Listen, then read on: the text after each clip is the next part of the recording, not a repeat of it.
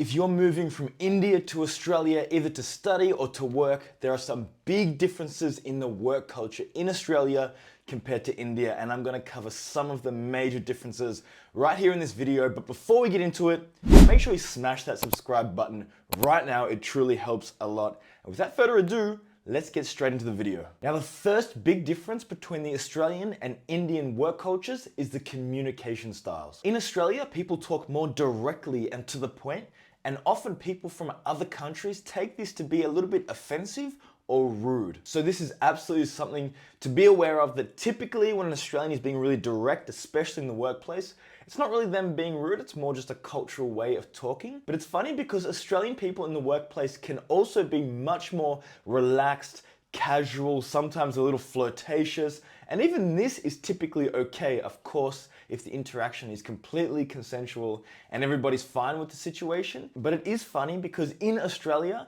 the workplace can often be a place where conversation is quite casual and fun and lighthearted and really easygoing. So it's funny because Australia has those kind of differences in communication style. If it's a serious conversation, we're typically very direct to the point. And if we're just hanging out with colleagues on the office floor, it can be very casual, very fun, and very lighthearted. Whereas when I worked in India for a year, I found the communication styles were very different to this. I found that feedback and communication wasn't necessarily given very bluntly and directly. It was a little bit softer in the delivery because people were often very offended when I was to deliver kind of direct communication or direct feedback. So I found as a manager in India in 2019 that I had to communicate in a much softer way and be more aware and cautious of people's feelings and emotions when I'm delivering some kind of feedback. So that was a really big difference for me, and a big difference that I noticed between the Australian and Indian communication styles, especially in the corporate world. But in general, the communication style in India seems to be much more polite,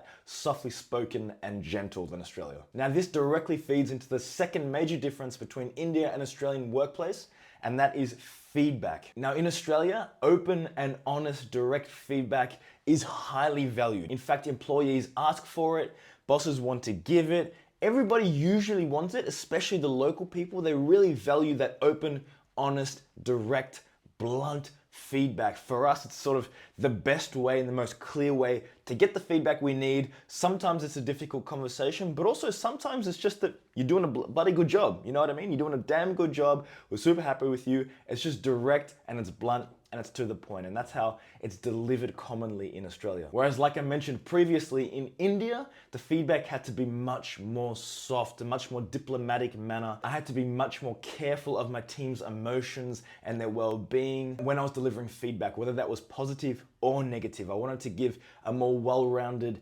gentle delivery, even if the feedback was really good. I also had to be really careful in India when I was giving criticism for a piece of work or a project, because people take that feedback to heart. They take it really personally. And as a manager, I really wanted to manage my relationship with my team and the people in my team. So I had to be really careful to not damage the relationships and not to deliver criticism in such a harsh way, but to make sure that I was giving the feedback that I needed to give while still protecting the emotions of the people I was giving it to. So similar to communication, this feedback style is completely different between India and Australia. So if you are moving from a country like India to Australia, be prepared for this. You might get a little bit of tough love. It's not something you need to take personal. It's purely professional, and it's typically the way that they think they're going to deliver the feedback best to you, and it's going to help you the most. So you got to think of it in that way. Now, the third difference between India and Australia is around work-life balance. Now, Australia is typically great in this sense. Most companies, most organizations,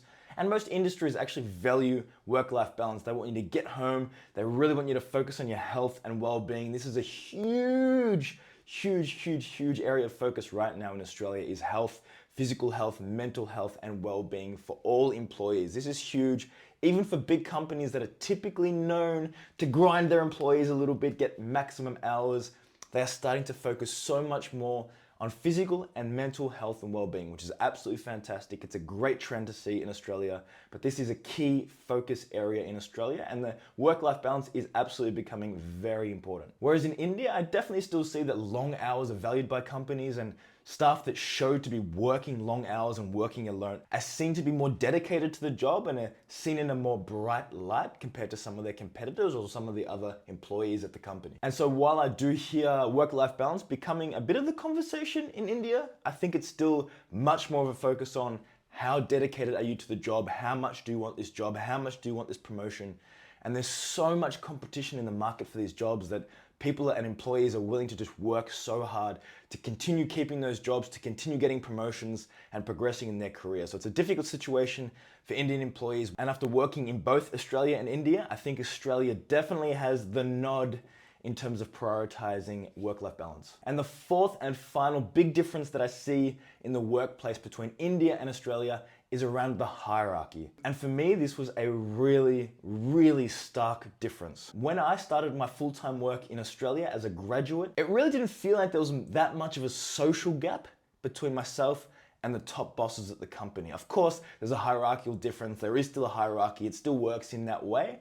And that's the way that companies are tended to be structured and work. But in terms of a social hierarchy, I would be completely comfortable as a graduate in Australia going out, having a drink with a partner or a senior member of the team, and honestly, it wouldn't be that awkward at all. Of course, in the day-to-day work, there is absolutely a clear hierarchy, but in terms of socially, there wasn't that much of a difference between everybody at all levels at the company. Everybody would have fun all together, and different friendship groups would be made up of people from completely different levels. So there wasn't so much of a social hierarchy, even though the work required some hierarchy. Whereas in India, I noticed that the hierarchy is very, very stark and very obvious. I would often see people at different levels being friends with each other, as opposed to mixing too much. And I would literally never see more junior staff socially interacting with more senior staff at the organizations. In fact, I would typically see junior staff being kind of afraid and scared to even talk to someone that's a senior manager or director or partner of a company. Often they were completely terrified to even look at people that senior. So